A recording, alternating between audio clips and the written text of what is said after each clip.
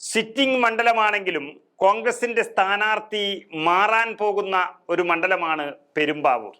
നിലവിലെ MLA എൽദോസ് കുന്നപ്പള്ളി ഇനിയും തുടരാൻ സാധ്യതയില്ല ആ മണ്ഡലത്തിൽ. അവിസ്മരണീയമായ പ്രവർത്തനങ്ങളൊന്നും അദ്ദേഹം ചെയ്തിട്ടില്ല എങ്കിലും മറക്കാൻ ശ്രമിക്കുന്ന ചിലത് അദ്ദേഹത്തിന് ഇപ്പോൾ ബാധ്യതയായിട്ടുണ്ട്. അല്ലെങ്കിൽ തന്നെ പറയാൻ തക്ക വലിയ നേതാവൊന്നും അല്ലാത്തവരെ 2 തവണയിൽ കൂടുതൽ മത്സരിപ്പിക്കുന്നത് പാർട്ടിക്ക് വലിയ ക്ഷീണമാണ് നൽകുന്നത്. പല നേതാക്കളും മുൻനിരയിൽ എത്താതെ പോകുന്നതും അതുകൊണ്ട് തന്നെയാണ്. ഇപ്പോൾ VD സതീശനും ചെന്നിത്തലയും പണ്ട് ഉമ്മൻചാണ്ടിയുമൊക്കെ മത്സരിച്ചതുപോലെയല്ല സാധാരണ നേതാക്കൾ മത്സരിക്കുന്നത്. അവർ കുറഞ്ഞത് 2 തവണ ജയിച്ചു കഴിഞ്ഞാൽ മാറണം. ഇത് മരണം വരെ ഒരു മണ്ഡലം കെട്ടിപ്പിടിച്ചു കൊണ്ടിരുന്നാൽ പുതിയ നേതാക്കൾ പിറവിയെടുക്കില്ല. അതാണ് സത്യം. ഇപ്പോൾ പേര് പറയുന്നില്ലെങ്കിലും അങ്ങനെയുള്ള കുറച്ച് MLA-മാർ കോൺഗ്രസിന് ഒരു പ്രതിസന്ധി സൃഷ്ടിച്ചിട്ടുണ്ട്. അവരെ പിടിച്ചുമാറ്റാൻ കെൽപ്പുള്ള ഒന്നല്ല KPCC നേതൃത്വം എന്ന് പറയുന്നത്. എന്നാൽ CPM-ഉം CPI-യും വരെ മാറ്റുന്ന കാര്യത്തിൽ കിടിലൻ തീരുമാനമാണ് എപ്പോഴും എടുക്കാറുള്ളത്. ഏതായാലും പെരുമ്പാവൂരിൽ ഇത്തവണ, അതായത് 2026-ൽ എൽദോസ് കുന്നപ്പള്ളി മാറും എന്നുള്ളത് ഏതാണ്ട് ഉറപ്പിച്ച മട്ടാണ് കോൺഗ്രസ് നേതൃത്വം. പെരുമ്പാവൂർ മണ്ഡലം PP തങ്കച്ചന്റെ പോക്കറ്റിലുള്ള ഒരു സീറ്റായിരുന്നു. ഇപ്പോൾ പ്രായാധിക്യം കൊണ്ട് ഒന്നിനും കഴിയുന്നില്ലെങ്കിലും 10 വർഷം മുൻപ് എൽദോസ് കുന്നപ്പള്ളിയെ അവതരിപ്പിച്ച് തങ്കച്ചൻ തന്നെയാണ് ഈ സീറ്റ് പിടിച്ചെടുത്തത്. തങ്കച്ചനെ തോൽപ്പിച്ച സാജു പോളിനെ തന്നെയാണ് ശിഷ്യനായ എൽദോസ് കുന്നപ്പള്ളി തോൽപ്പിച്ചതും നിയമസഭയിലെത്തിയതും. 2011-ൽ ജെയ്സൺ ജോസഫ് എന്ന കോൺഗ്രസിന്റെ യുവനേതാവ് മത്സരിച്ചെങ്കിലും സാജു പോളിനെ തോൽപ്പിക്കാനായില്ല. 2016-ൽ എൽദോസിന് അത് സാധിച്ചത് വലിയ കാര്യം തന്നെയാണ്.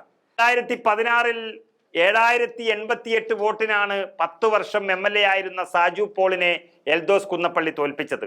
അതോടെ വലിയ ഇമേജാണ് അദ്ദേഹത്തിന് നേടിക്കൊടുത്തത്.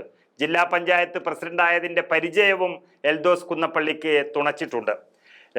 2021-ൽ എൽദോസ് വീണ്ടും മത്സരിച്ചപ്പോൾ കേരള കോൺഗ്രസ് സ്ഥാനാർത്ഥിയോട് വെറും 2900 വോട്ടിന് കഷ്ടിച്ചാണ് അദ്ദേഹം രക്ഷപ്പെട്ടത്. അപ്പോൾ തന്നെ എൽദോസിന്റെ പരാജയം പെരുമ്പാവൂർ ആഗ്രഹിക്കുന്നു എന്നുള്ളതിൻ്റെ ഒരു സൂചന ലഭിച്ചിരുന്നു. അതിനുശേഷമാണ് ഒരു സ്ത്രീ പീഡന പരാതി അദ്ദേഹത്തിനെതിരെ വന്നതും ആകെ നാണക്കേടായതും. അതുകൊണ്ട് തന്നെ കോൺഗ്രസ് നേതൃത്വം ഉറപ്പിച്ച സ്ഥാനാർത്ഥി മാറ്റം പെരുമ്പാവൂരിലെ വലിയ ചർച്ചാ വിഷയമാക്കിയിട്ടുണ്ട്. പെരുമ്പാവൂരിൽ പ്രധാനമായും 2 സ്ഥാനാർത്ഥികളെയാണ് കോൺഗ്രസ് പരിഗണിക്കുന്നത് എന്നാണ് അറിയുന്നത്. അതിൽ ഒന്നാമത് ജിൻഡോ ജോണാണ്. പദവി പ്രകാരം എറണാകുളം ജില്ലാ കോൺഗ്രസ് വൈസ് പ്രസിഡന്റ് മാത്രമാണെങ്കിലും ആ മണ്ഡലത്തിൽ മാത്രമല്ല കേരളത്തിൽ തന്നെ എല്ലാവർക്കും അറിയാവുന്ന നേതാവാണ് ജിൻഡോ ജോൺ. കോൺഗ്രസിലെ ഉശിരുള്ള ആൺകുട്ടി എന്ന് ഏതൊരാളും പറയുന്ന യുവനേതാവാണ് ജിൻഡോ. കാരണം മാധ്യമങ്ങളിൽ കോൺഗ്രസിനെ ദിവസവും വിജയിപ്പിക്കുന്ന നേതാവാണ് ജിൻഡോ. ഏതൊരു CPM പ്രതിനിധി വന്നാലും BJP പ്രതിനിധി വന്നാലും ഉരുളക്കുപ്പേരി പോലെയുള്ള ഉത്തരം നൽകുന്ന ഒരു നേതാവ് ചാനൽ ചർച്ചയിലും എപ്പോഴും കോൺഗ്രസിന്റെ ആവേശമായി മാറിയിരിക്കുകയാണ്. അതാണ് ജിൻഡോ ജോൺ. അദ്ദേഹത്തിന്റെ ജീവിത രീതി അതിനേക്കാളും വലിയ ചർച്ചയാണ്. വിദ്യാർത്ഥി നേതാവായിരുന്ന ജിൻഡോ KSU ജില്ലാ പ്രസിഡന്റ് ആയിരുന്നപ്പോൾ ആലുവ UC കോളേജിൽ നിന്നും സാമ്പത്തിക ശാസ്ത്രത്തിൽ ബിരുദാനന്തര ബിരുദവും MPhil റാങ്കോടുകൂടി പാസ്സാക്കുകയും ഒക്കെ ചെയ്തിരുന്നു. മാത്രമല്ല PhD ചെയ്തിരിക്കുന്നു. അപ്പോഴെല്ലാം പെയിന്റിംഗ് ജോലി ചെയ്തും തട്ടുകട നടത്തിയുമെല്ലാമാണ് വരുമാനം കണ്ടെത്തിയിരുന്നത്. അതിനിടയിലാണ് അതിശക്തമായ വാദം പാർട്ടിക്ക് വേണ്ടി ചാനലുകളിൽ അദ്ദേഹം നടത്തുന്നത്.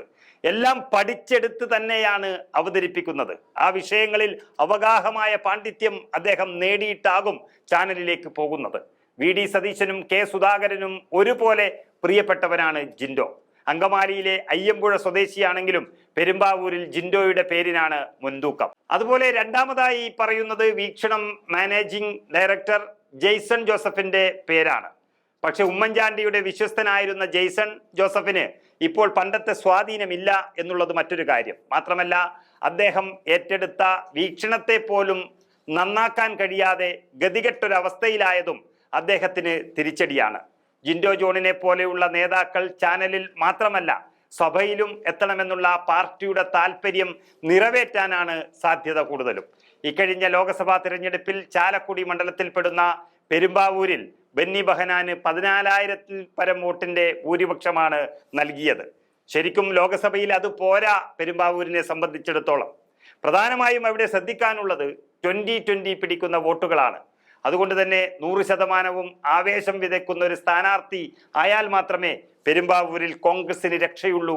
അവിടെയാണ് ജിൻഡോ ജോണിന്റെ സാധ്യത വർദ്ധിക്കുന്നത്.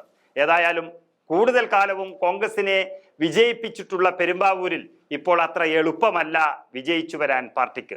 എങ്കിലും നല്ല സ്ഥാനാർത്ഥിയായാൽ നല്ല വിജയം നേടാമെന്ന് നേതൃത്വം ഉറപ്പിക്കുകയാണ്.